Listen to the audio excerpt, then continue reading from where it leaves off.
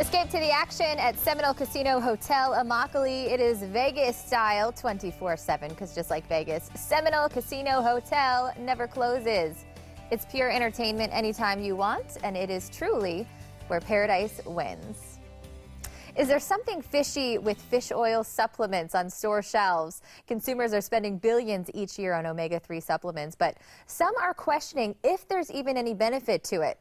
Here to explain is Dr. Eliot Brinton. He's an expert on health disease prevention. Eliot, good morning. Great to have you on the show this morning. Great to be with you, Stephanie. Thank you. Now, there has been a lot of concern over fish oils, and recent news stories have really raised a lot of concern about dietary supplement ingredients. Should consumers be concerned? Absolutely.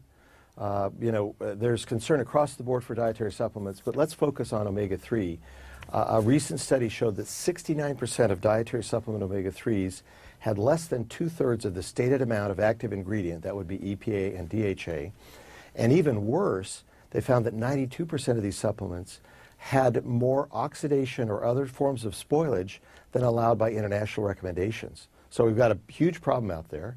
And then one other thing just to keep in the back of the mind is that almost all of these supplements have both EPA and DHA. Now, they both will lower triglycerides, but DHA has a problem in that it will raise the bad cholesterol by as much as 45%. Wow. And I was just about to ask about the triglycerides. So with what you're saying, I guess this is really not the best way to treat it? For sure. We're not supposed to use a dietary supplement ever to treat a disease because it's really virtually unregulated. Prescription medicines and over-the-counter medicines, very tightly regulated, but there are no omega-3 over-the-counter. So we only have prescription, we have dietary supplement. Huge gap. It's a myth that we've got this over-the-counter thing that's well-regulated. It's not true for omega-3s. How did this information, I guess this misinformation, get out there? Because you hear it, I mean, it seems everywhere you go, whatever omega-3 and dietary supplements, it seems like it's constantly being pushed that we should be taking that stuff. Well, it's being pushed, I think, by the people that sell it. If we're deficient in a given element of our diet, then we can take a dietary supplement. But the myth, I think, of this over-the-counter and dietary supplement is that you can get either one without a prescription.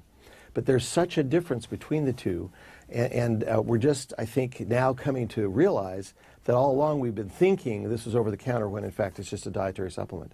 So it's not necessarily that omega-3 isn't going to help you, but you need to talk to your doctor about getting the right omega-3? Yes. Yeah, if you have a high triglyceride level or think you might have a high triglyceride level, the best thing to do is to see your doctor.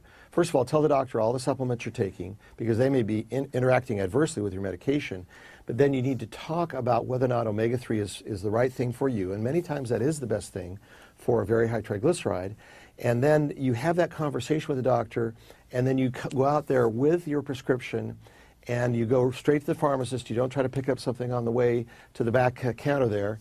And then you're going to get something that you know is correct. It's being carefully regulated, carefully monitored, rather than just whatever happens to be on the shelf for the dietary supplement. Yeah, very interesting. So what is it a noticeable difference when you're looking at it over the counter as opposed to prescription? And again, you said over the counter. I appreciate your saying that because that just gives me the opportunity to say, to correct you. There is no over-the-counter omega-3, okay? We've got dietary supplement, unregulated. We've got prescription omega-3, very tightly regulated. So just realize that there's a huge difference, and that's why we need to go to the doctor because he or she is the only source of that prescription. And then when we get the prescription, we need to fill it as a prescription, not just picking up the off-the-shelf dietary supplement. Very interesting. Good to know. We thank you so much for bringing this to our attention and taking time to chat with us today, Dr. Brinton. Thank you so much. Thank you, Stephanie. We're going to have more on this segment posted to our website. All you have to do is go to fox4morningblend.com.